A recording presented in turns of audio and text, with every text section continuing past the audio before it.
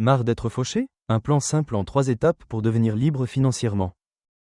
Vous le savez, ce sentiment de fin de mois difficile, quand l'argent fond plus vite que la neige en été?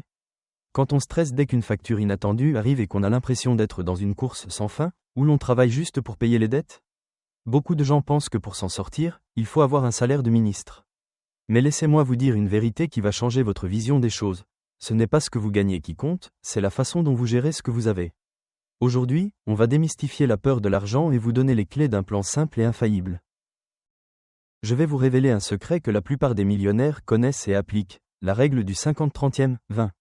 C'est une méthode simple, accessible à tous, qui va transformer la façon dont vous percevez et utilisez votre argent. Pas de calcul complexe, pas de privations extrêmes, juste une feuille de route claire pour reprendre le contrôle de vos finances. Préparez-vous à dire adieu à l'anxiété financière et à ouvrir la porte à une véritable liberté. On se lance? On se retrouve souvent dans une situation où l'argent file entre nos doigts plus vite qu'on ne peut le gagner.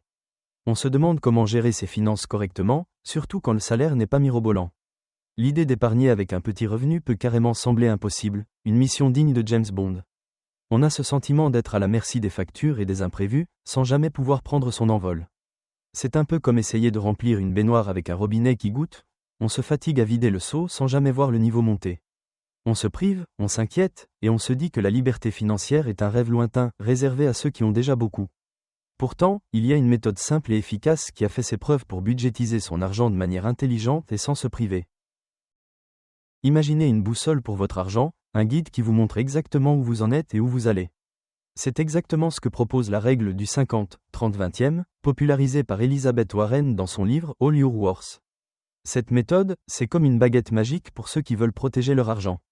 Elle consiste à diviser son budget personnel en 3 catégories claires, la moitié pour les dépenses incontournables, 30% pour les plaisirs et les loisirs, et enfin, 20% pour l'épargne et les investissements.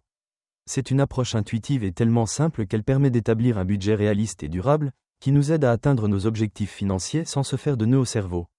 C'est une stratégie qui nous offre un cadre, une feuille de route pour enfin prendre les choses en main. Cette méthode est un véritable outil pour commencer à produire plus d'argent, pas en augmentant son salaire du jour au lendemain, mais en gérant mieux celui qu'on a déjà. C'est la base de toute éducation financière. On ne peut pas construire un gratte-ciel sur des sables mouvants, n'est-ce pas? De la même manière, on ne peut pas viser l'indépendance financière si notre budget est une pagaille monstre. En budgétisant votre argent de cette façon, vous vous assurez que vos dépenses nécessaires sont couvertes, que vous avez de l'argent pour vous faire plaisir, et surtout, que vous épargnez activement pour l'avenir. C'est ce qui permet de se sentir en sécurité, en sachant que chaque euro a sa place et contribue à votre sécurité financière. En fin de compte, cette règle, c'est bien plus qu'une simple répartition de chiffres. C'est une philosophie, un état d'esprit qui vous permet d'augmenter votre information financière de manière pratique. En comprenant où va votre argent, vous gagnez en pouvoir et en tranquillité d'esprit. C'est le premier pas pour sortir du stress financier et prendre le contrôle. C'est le principe même de « l'homme le plus riche de Babylone », commencez par épargner une partie de ce que vous gagnez. Alors, si on se plongeait un peu plus dans ces 3 catégories pour voir comment elles peuvent transformer votre quotidien. Maintenant qu'on a posé les bases, penchons-nous sur la première catégorie, celle qui doit représenter 50% de vos dépenses, les fameuses dépenses incompressibles. Imaginez-les comme la fondation de votre maison financière. Sans elles, rien ne tient. Ce sont ces factures que vous devez absolument payer, celles qui sont essentielles à votre survie et à votre quotidien. Par exemple, le loyer ou le remboursement de votre prêt immobilier, les frais de transport, qu'il s'agisse de votre voiture ou des transports en commun, les courses alimentaires ou encore vos assurances et vos frais de santé. Ce sont des postes de dépenses sur lesquels il est difficile de faire l'impasse, mais qu'il est crucial d'apostrophe. Augmenter son information financière pour bien les gérer. Si, comme dans notre exemple, vous gagnez 2 000 € par mois, cela signifie que 1 000 € doivent être alloués à ces besoins vitaux. Si vous constatez que vous dépassez largement ce seuil des 50%, c'est un signal d'alarme.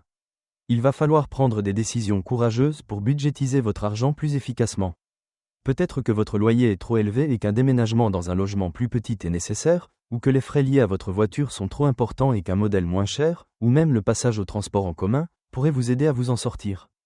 Il peut s'agir aussi d'un ajustement de votre niveau de vie, comme cuisiner plus souvent à la maison pour éviter les restaurants. En effet, protéger votre argent commence par une analyse honnête de ses dépenses. C'est l'étape où l'on se demande si l'on a les moyens de vivre là où l'on vit, de conduire la voiture que l'on conduit. C'est une démarche qui peut sembler difficile, mais c'est le point de départ pour reprendre le contrôle. En identifiant ces postes de dépenses, vous posez la première pierre vers une indépendance financière solide.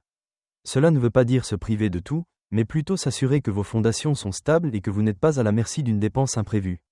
C'est la sagesse du « Père riche » de Robert Kiyosaki qui nous enseigne que les actifs, ceux qui nous rapportent de l'argent, doivent toujours être prioritaires sur les passifs, ceux qui nous en coûtent.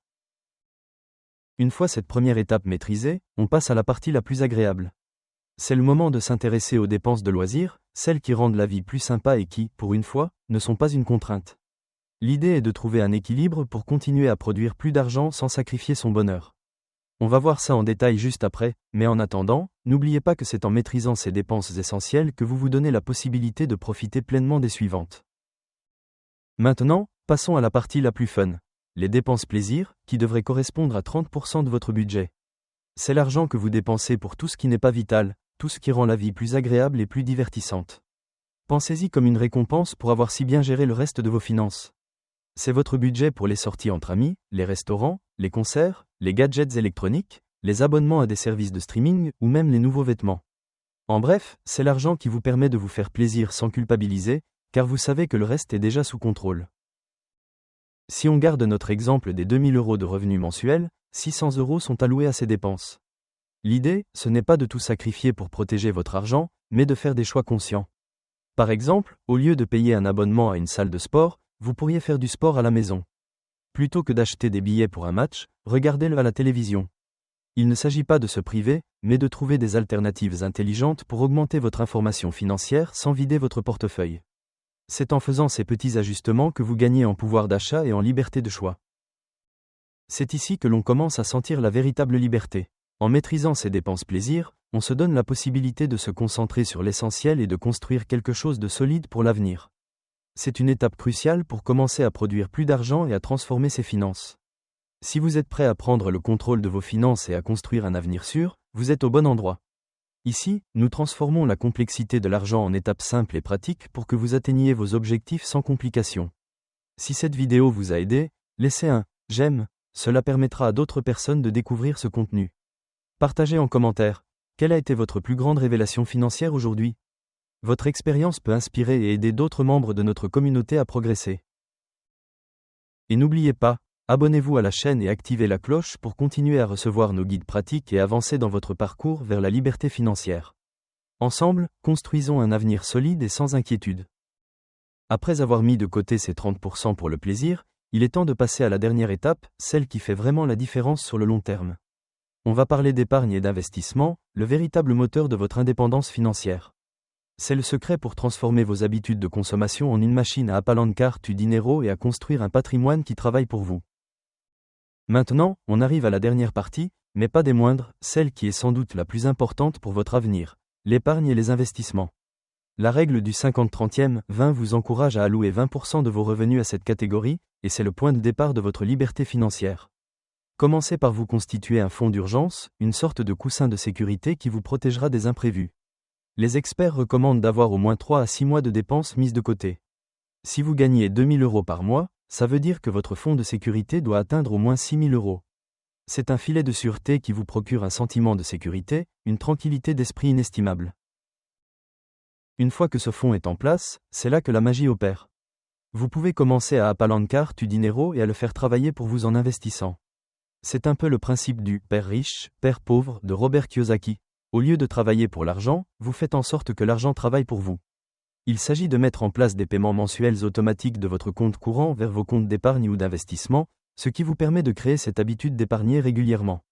En automatisant cette épargne, vous vous enlevez une charge mentale et vous vous assurez que votre capital augmente sans que vous ayez à y penser.